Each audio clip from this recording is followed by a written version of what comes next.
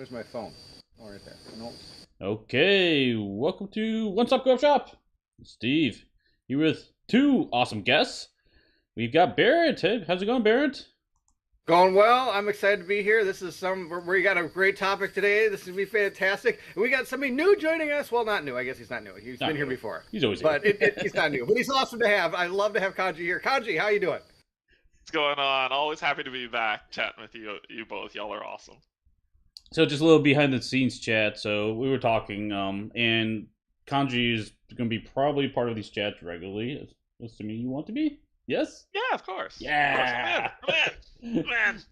There's we should have high five emojis, happy emojis, heart emojis. That'd be awesome. I'm very happy to be here. Excellent. So his first time joining us, welcome. This is the co-op chat. So this is a live, unscripted, off the wall. Just we chat about some topic about board games, generally around co-op games too. So,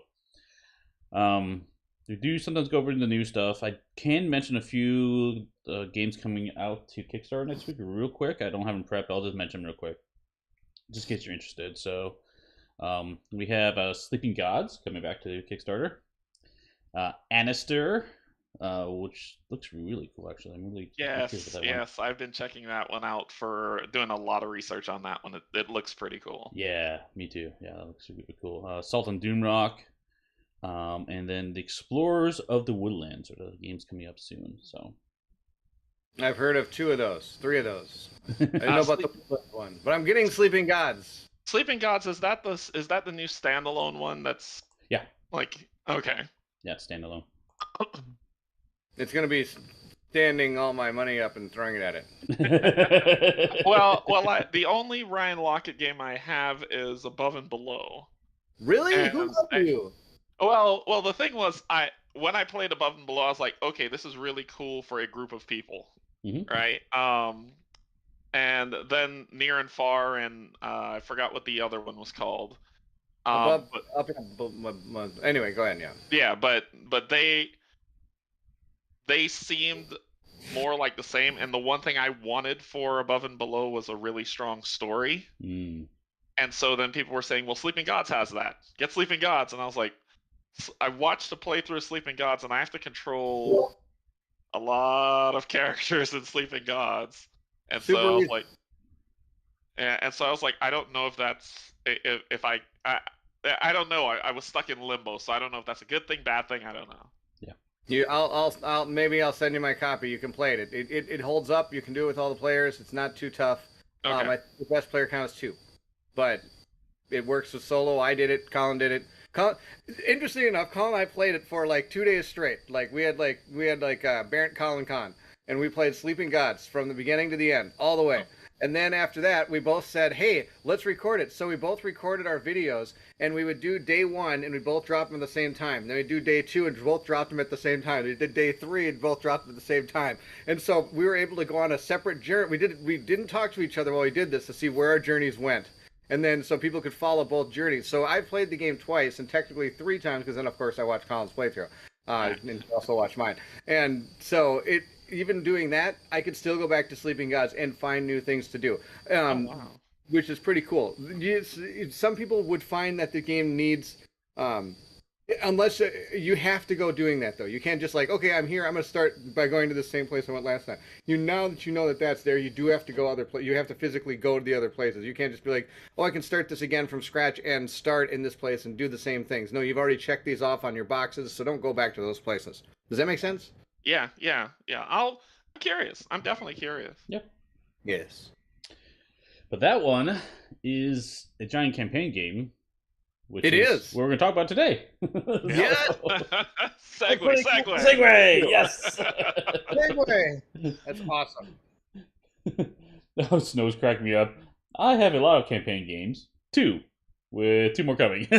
So that's, but yes, we're going to talk about campaign games because I feel like, and I guess what spurred this conversation or this topic was, quick shout out to Thomas Clark, who mentioned, gave some topic ideas for this chat, and one of them was talk about zeitgeist, what's going on, and the what type of trends are you seeing right now, and one of them is I feel like there are so many games nowadays that have campaigns, and if they don't have a campaign, it like always gets asked, like, "Hey, is there going to be a campaign? What's going on?" What this sense of progression, I'm guessing, is what people are asking for. And so I kind of wanted to just sit down and have a chat, like, what is the impact of all these campaign games? Like, is it a good thing, bad things, and then from a content creation standpoint, what does that mean? So True. Yes, Successful Geek. I have so many coming. Storm Shunder. ATO is the Aeon's Trespass, Thank obviously. Thank you. And Oh my gosh, that game's gonna be amazing. Oh, please be amazing. Tanaris, explore it. Yeah, there's a lot. There's a lot. There are a lot. I think one of the things about the campaign system that people enjoy is the fact that you can bring it back to the table and something new is there. Sure. That you have something new that you're going to be able to do. And I noticed it more in, of course, the games I think I kind of gravitate towards, where it's going to be like adventure games or role-playing, or like RPG type games. Because, I mean, that was one of the greatest things in role-playing games back in the 60s, 70s, 80s, 90s, whenever you played them, is that you'd get to level 2, you're like, oh, awesome, I get like a new skill that I get to use in like when I'm playing my role-playing games with my friends and things like that.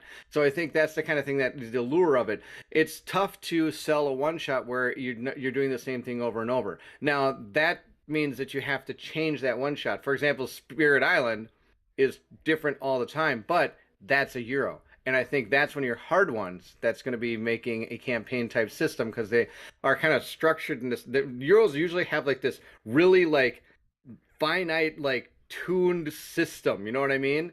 And it's almost tough to break, but or else they don't want you to break it. They want you to live inside that system.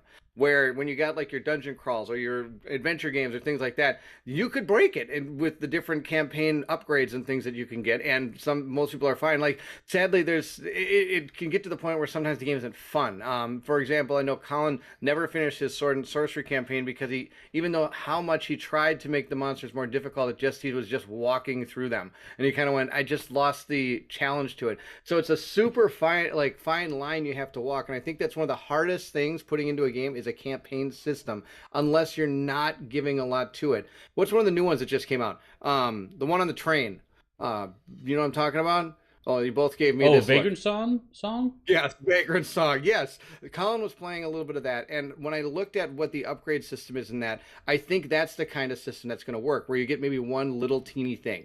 Instead of like, oh, okay, I get the ability, I can get this one that gives me +2 movement. Two things later, I get another one that gives me +2 movement. Then another one gives me plus, like, you keep adding the same stat on, and all of a sudden your guy can move like all the way across the board, and you're like, wait a minute. Now it's broken because I can get there. Am I making any sense at all? I got. No, yeah, no, you are. You are. I think that there's a part of that is like you said, it's a fine line to walk, because for me, if all I'm getting is +1 stuff, I'm gonna lose interest, right? Right. Mm-hmm. But I also, here's what the sweet spots are. So what the thing that failed for me. I know you love Madara, but I got to talk about it. Madara failed for me. And let me tell you why Madara failed for me. Because I always felt, it's the thing that I call, and I've said it so many times, it's called the chase, right? Where you're feeling like you're playing Dark Souls, and then finally you get to that moment where you're like, okay, I leveled up. I'm able to stand toe-to-toe with these monsters. It's still a hard fight, but immediately the monsters level up. And so now you're back to that slog, and you're chasing, trying to become efficient enough. And if you're not a min-maxer like me, I'm not a min-maxer at all, it gets hard. And then it's like, I don't want to play this because all I'm doing is punishing myself, right? While the campaign is good, the mechanic of leveling is hard. And then you go to something like Role-Player Adventures, where you're just so there's the switch point where you just become God mode and you just walk through everything, and therefore the campaign's like, eh. So it is that fine line of the campaign being both either too hard and the mechanics of the campaign being too hard or too simple. Yeah. Now, see, Canje sadly broke the rule. He put Madara down, so I hope you guys enjoyed him today. No, I do understand that, and I think, and everybody's got their own deal where it comes to what they are interested in a campaign, which is why there's so many out there and why people are asking. Yeah. So for me, like I said, getting the skill is cool enough. Even though the Yeah. monsters pull up, getting that skill, I'm like, awesome. Now I can turn my armor into like damage. This is gonna be sweet. Oh my god! Now the monster's got 142 instead of 12 damage. Okay, well that's me a little bit tougher now, but that's okay. I got this cool new skill I can use on it. So Yeah, yeah. that's what I really like about it. But So Madara. But go ahead, Steve. You got some awesome things I want to hear. yeah, so it's interesting we're talking about progression a little bit because while progression is very, very common and almost needed in a campaign game, it's not exclusive to a campaign game either. Like you can True. definitely have games that you do have progression. Like one that I know Mike and I really like a lot is Valor and Villainy. It's a whole level up. You level up super fast in the game and fight the boss at the end, and that's one play session, for example. And so like, is this campaign structure necessary? What does it add to it? And I want to go back to a comment that Snow mentioned here. Here is that I enjoy short campaigns, aka more than one campaign in the box. I don't like the huge story ones, and I think that's Yeah, like that's me as well. Like I prefer yeah, to have that's the big one. yeah, because like something like Gloomhaven, we get like 90 some scenarios. It's cool, Yeah, but it's like daunting. it's daunting, right? Is it after like 10 scenarios? Is it gonna be varied enough? Is it gonna be interesting enough? I don't know. And having something smaller and more digestible is something I prefer. Yeah, and there's definitely that thing of there are you then get this deluge of there's this really great game, it's got a big campaign. Right. There's this other really great game, it's got a big campaign. So Exactly. where you can't play the games because the campaigns are so grand. I think the small bit breakout of a campaign is what I like, and the game that does that the best for me is Mansions of Madness. You play this story and you're done, right? But the Right. story it's a story and it spans a lot and it's really great, but then it's over. The next story you play, there's a lot of small stories peppered in, and I think that's probably why it's lasted so long, because people can say, I can sit down, play this for a couple hours, I'm done. When I want to come back to it, I'm coming back to another part of the Arkham world. That's very true. I know there was a big kick. A little there at first. It was, oh, let's see how big a campaign we can make. That used to be like the Kickstarter thing for a while. Like, how big can we make this? Can we make this? Like, all of a sudden you see around 180-hour games. Like, whoa, wow, I gotta get this. Yeah, guess how far I made it in that campaign? Like 3 hours. So I mean, Yeah. I totally experienced that one all the way through. Not even close. So you have those type of games, and there's the allure was there, and it's huge. I mean, Awaken Realms is just a monster when it comes to making campaign games that can last for hours and hours. Have I played enough of Tainted Grail to say that that game is fantastic? Yes. Have I played enough to get through it? No, not even close. I mean, I've maybe played 6 hours of it, and so I barely, like, I think I got to chapter 3 out of like how many. So that was like a big thing for a while. Then all of a sudden I cut it back. Then the big thing at Kickstarter was, this is a 3-mission campaign, kind of like my Bloodborne game I'm going to be playing on Monday. They have little 3-mission campaigns. Like you're saying, you can sit down and bite into that for a little while, and then you're done with that, and you can come back again and play a different campaign. Now, of course, you could use, the way they subjugated that is they gave you new guys to play with. You can Yeah, play yeah, the guy, yeah, and that way you're not going back to, okay, I'm at square one again. This is gonna be terrible. So like, yeah. you get this person who's like got like all these different powers on her card, that, or his card, that you've heard to her, I think, that you can play with, and then you've got another guy that has a totally different system in the way he fights. So that's, I think, something that worked really well. So, and very similar, Sleeping Gods is like that, where it's just like a 3 thing campaign, and then it's gone, and then you can come back to it. Now in that one, like I said earlier, you have to actually physically go a different play to experience new things in the game, where the other one, like Bloodborne, you actually have to get the new deck. You have different sets of cards. Like base game comes with 4 campaigns, so they're alone, that's, I'd say each one of those campaigns is easily like 2 to 3 hours maybe. So there's some good amount in there. And again, like I said, you can come back to different characters to experience it a little bit different. And being modular is another way to change things up inside a campaign. Making, like, for example, Forbidden Fortress is another campaign system that's an old system, still works, but it's an old system where you're the one creating the campaign, Right. not the game. Right. You're creating the campaign, because now after you're done with a mission, you can go back to a town and do different things inside this town. But when you go to pick your next mission, you pick the mission. They're not picking it for you. It's not like, oh, okay, you won, so now go to page 5. No, it's like when you're done with this one, you can choose any mission you want in the world of Shadows of Brimstone. And the way they scale it, which is another big thing that it happens in campaign games, is that based on your level, certain type of monsters you're going to be able to fight and everything. So like Canje was saying, it's like the slog becomes again, because you have to deal with harder monsters, even though you got new skills and new weapons and stuff. So there was just different eras of these campaigns, and now we're back to kind of an era of people wanting to show you a full fun campaign game that they've been dreaming of and everything. But they're also trying to give you these little side quests, these little missions that are part of it. The hardest thing of campaigns, even like Lord of the Rings, Journeys to Middle Earth, was you could never one-shot it. Right. That's what the hardest part. You can't one-shot these. Like, we just played Journeys to Middle Earth last night, and I totally forgot how amazing that game is. And we had so much fun playing it, and it's a simple system. I don't know how fancy plays. Sometimes they get knocked out of the park sometimes, and sometimes they don't. But it was amazing how it actually... Now, we're excited because it's a small 5-mission campaign we're going to play. And so we're going to do it in 5 weeks. Yeah. Now, I could scream for days about how cool campaign games are because I have way more campaign games than I don't. Now, on the flip side, my wife hates campaign games. She would rather do the one-shots. She likes to, like, hey, we did this, it's cool, let's move on. Unless it's something that unless it's a fast campaign, like something you can kind of play. Like, we just got done with The Initiative. Was it The Initiative? Is that the one, Canje? Yeah, yeah.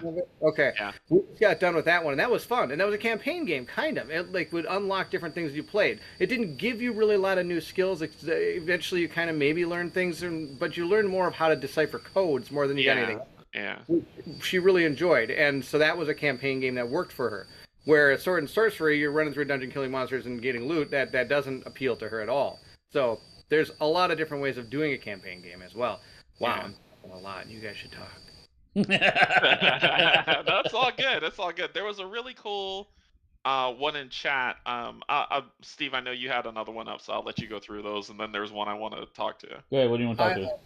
I'm killing by Dr. Han. He says, I'm all for I'm all for a long one if I can get a dedicated group where the excitement level remains. That's the also big problem with a campaign game. If you're not going to solo it, I mean, you know, we solo stuff sometimes, and Steve, you have Kim that's there with you that plays as well. Mm-hmm. But if you don't have a dedicated group and you don't want to do the solo mode, campaign games fall off the radar from your purchasing because you're like, I want to play this, but I'm not going to play by myself, and I'm not going to spend that money to do it. So that's a factor that people do consider when purchasing when getting back in Kickstarters or purchasing a game that has a campaign mode.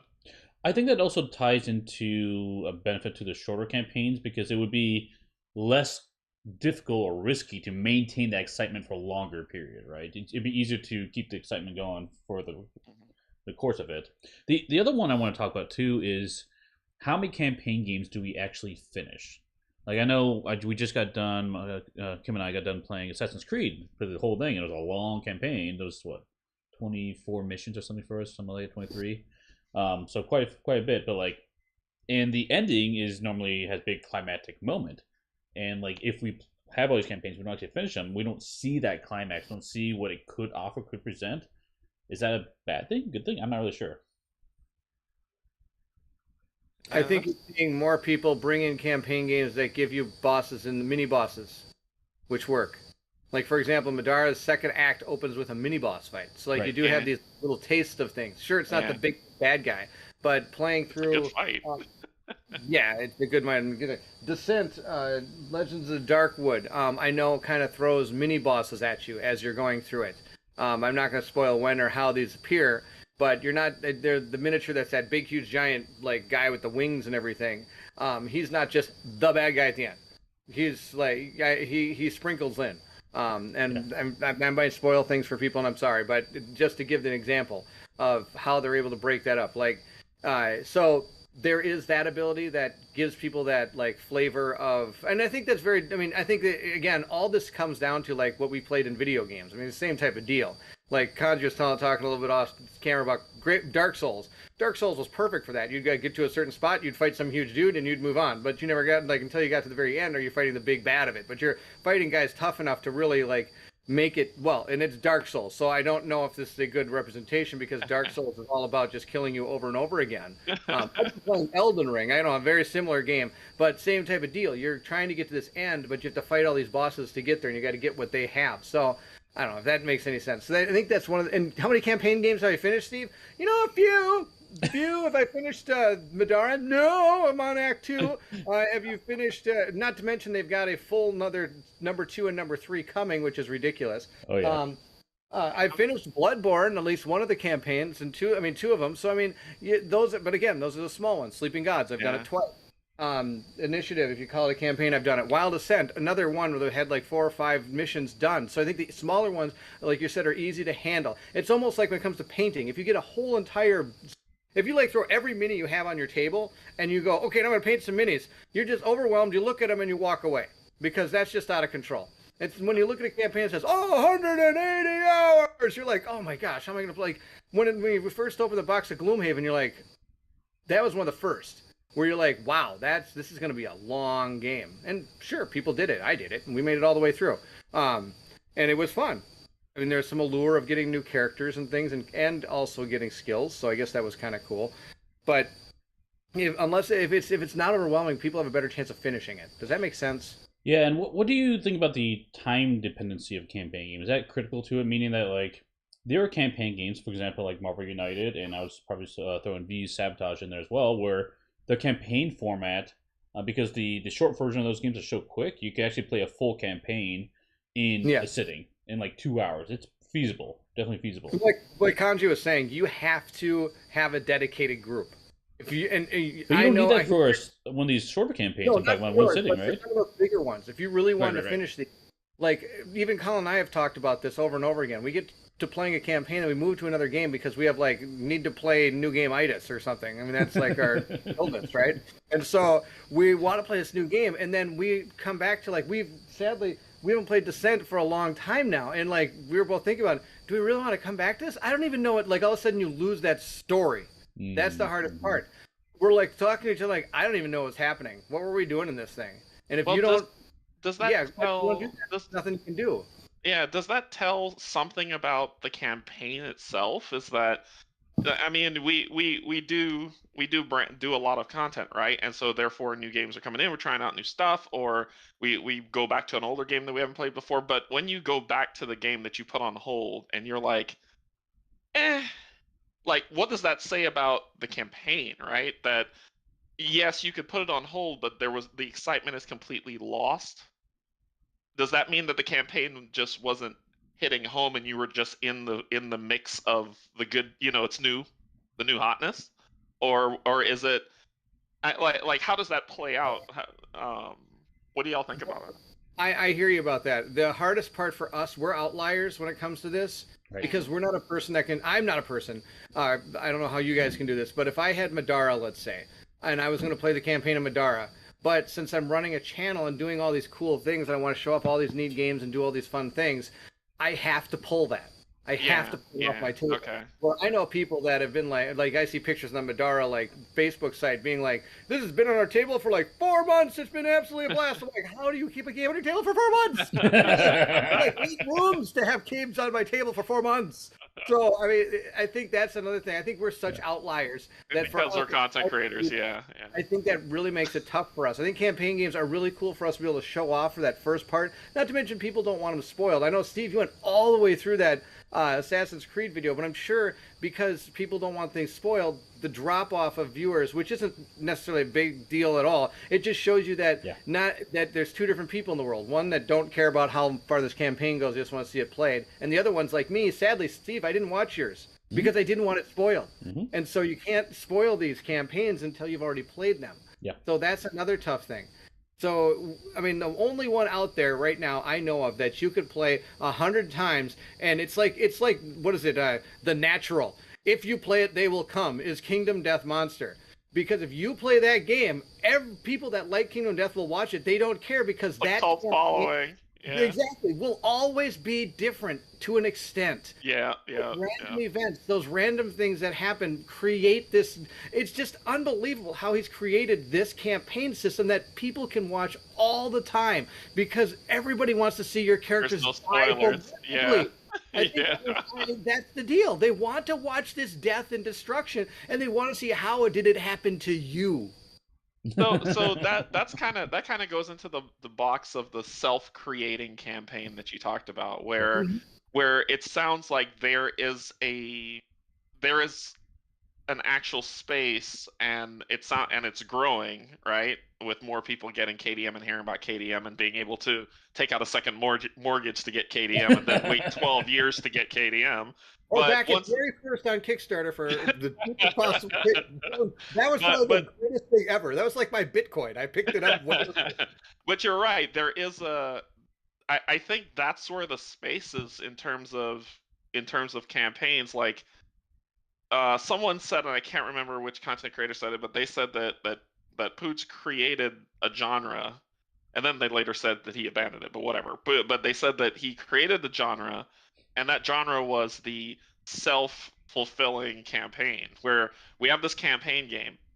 Everyone will come check it out because no two campaigns are the same. No two stories are the same. The only things that are the same is you're going to fight the White Lion and the Butcher's going to come rip your face off. But how he does it, where he does it, when he does it, it's all created in the campaign that is KDM. So I think that's why it is the cult classic that it is. Mm-hmm. That's a good point. Good point. Yeah, there's a lot of chat going on right now. I'm trying to keep up with all this. Sure, I'm so sorry, I don't. Oh yeah, let them. Yeah. Let's see what chat's saying. But yeah, Ryan cracks me up. There's a Field of Dreams, Bairnt. Come on. I did the natural, didn't I? Oh my goodness, it is the Field of Dreams. Wow, I'm a total moron. Oh, thank you. I'm just going to leave the crap a little bit, but yeah, getting back to the the content creation aspect of that is particularly difficult because there is, if you follow the analytics and generally the trends, like whenever you have a new game or a game that has been on your channel in a while, you get a uptick in analytics, right? So it implies that people want to see some ever-changing content, which is counter to doing campaign. And that's where, I talked to Kim about struggling with that. Because I know at one time on the channel, I was doing 2 campaigns at the same time. And every week it became this game and this game, this game and this game. It's like it just became very stale. So I decided to never do that ever again. So now I've got like 1 day a week to do a campaign game and 1 day a week to do something not campaign, just to make sure there's some variety in there. But yeah, it's a tough one. It's a tough one. Yeah, I'm a weird guy. If I like a campaign, for example, I just did first episode Untold Stories. Nothing's hitting my channel until that's done. I'm planning to play that all the way through. But again, that's a small one. It's going to be like probably 4, maybe 5 videos. So it'll be done pretty quick. If you watch the beginning of my channel, it was like first campaign game, Myth. Second, I mean, I did like a 18 episode 7th Continent playthrough was my second set of videos. I mean, then I did Folklore. I mean, come on, I did like a whole chapter in Folklore. And I did a second chapter in Folklore. Those are the kind of games I like, and I need to get back to that. I really enjoyed playing that structure. I think, like I say, we get stuck in this rut where it's like, oh, I just got this brand. Because now, of course, that was when I didn't have Kickstarter games coming to my door like every month or two. And that's, I think, and now sadly I'll jump onto this game like, oh, that's awesome, I gotta play this game, and then I play it, I'm like, oh, that's great, oh no, this one showed up and I gotta play this one, oh no, this one showed up. That ties into what Successful Geek just mentioned here. He said the biggest challenge that board game media faces is it's very wide but super shallow, and that's a really good summary of it. Mm-hmm. Yeah. There's the new and the Flash that comes out, but there's always there's for me, and I'm still young in the board game. I'm not young, I'm old, but I'm still young in the board game space. Which means that Bairnt and Steve have been playing board games longer than I have, and I got into the hobby like not probably like 4 years ago, and so Canje, come on, that's about when I got in. But I mean, I'm still in the newlywed phase, right? Where it's like, ooh, that's cool. Ooh, that's cool. Ooh, that's cool. And I haven't gotten to the, the cynical side of saying like, I don't want this game because it's not this and not that. And so as I'm pulling these different ones, the one thing that I find is that when people say like the media or the board games that are out today are shallow, I don't think that's true, only because the big names that get called out are the ones that are kind of the front face of it, and a lot of those games are shallow. But there's a lot of other hidden gems that have depth, and it's like if we look at those hidden gems, the unknowns, instead of waiting for Kickstarter to say this is our favorite and that's the one that you look at, if you peruse through, there are other games in there that have campaigns and depth and all these other things that you're looking for.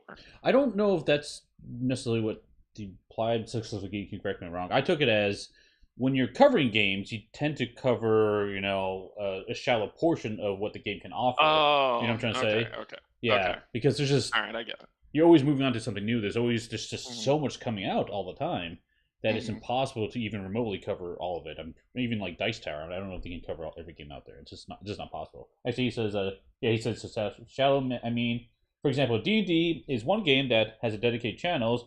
4 games you cover a game, then you cover another. Exactly. Then you cover another. Yeah, Yep. I Yep. see what you mean. So Yep. my bad, my bad. Yeah.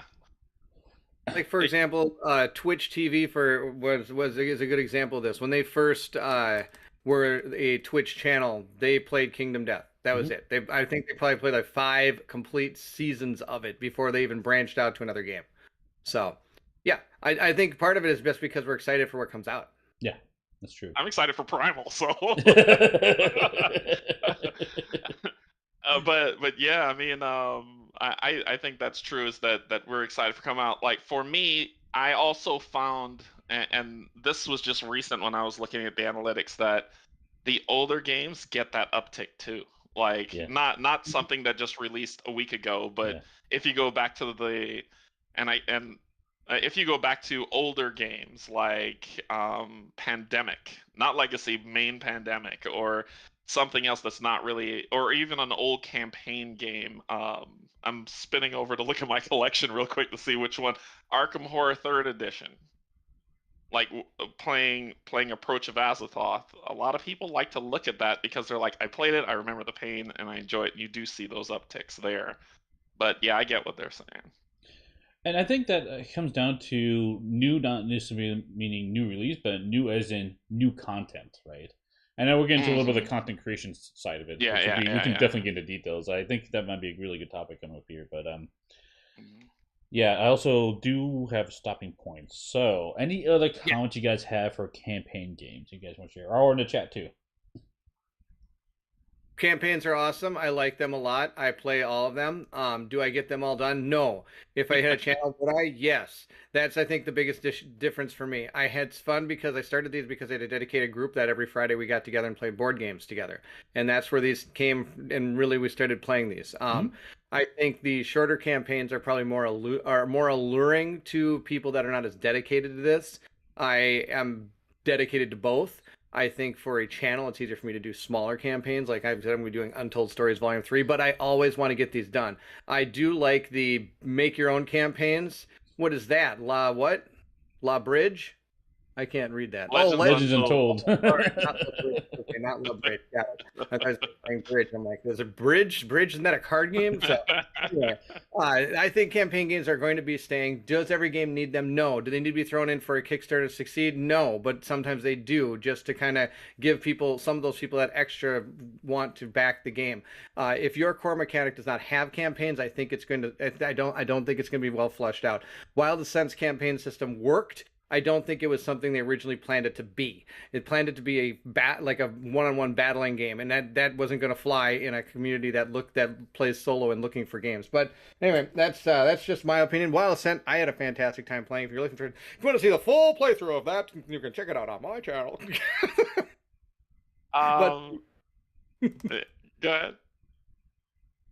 I think Ryan's one there. I'm in the camp of. I'm all about the variety in them. Short ones, big ones, small ones, some as big as your head. I think that the I like campaigns.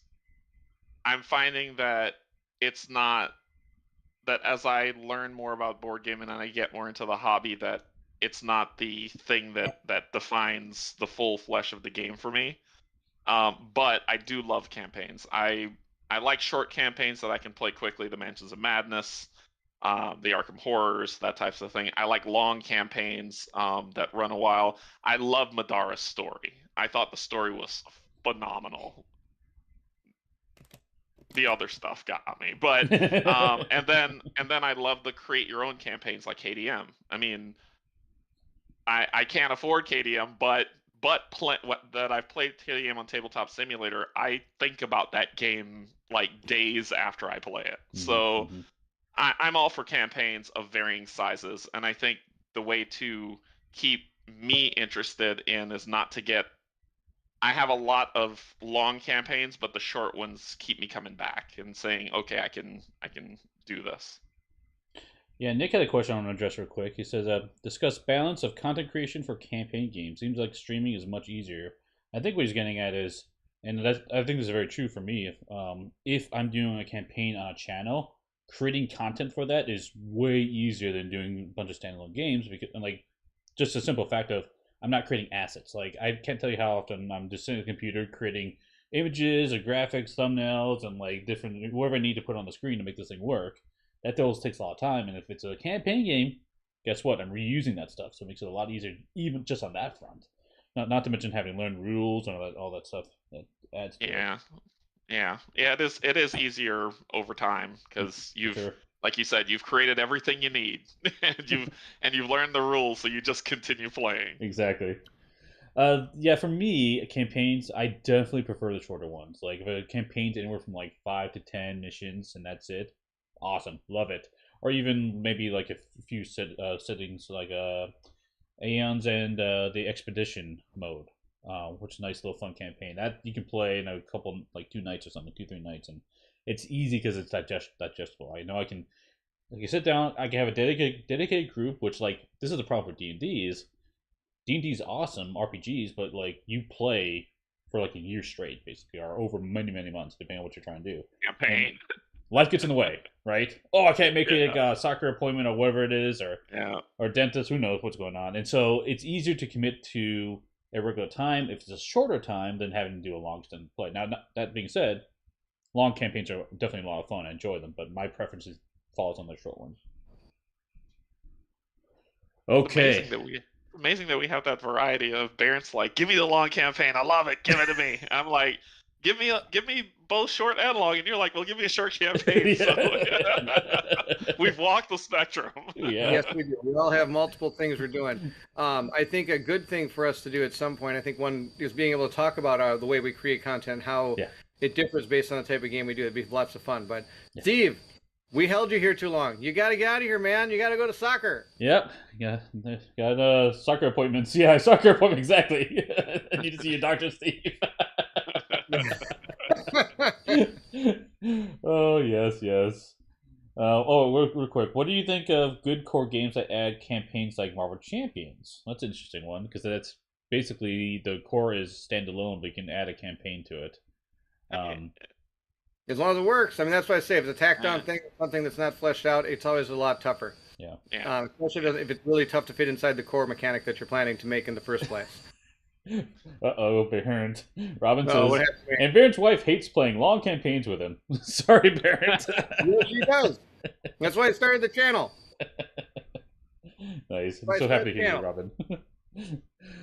Okay, cool. Well, I think it's probably ended for today. You guys go check out Meet Me at the Table in Canje Studios. You guys are doing awesome content all the time. But like, what's coming up on your channel now, Bairnt?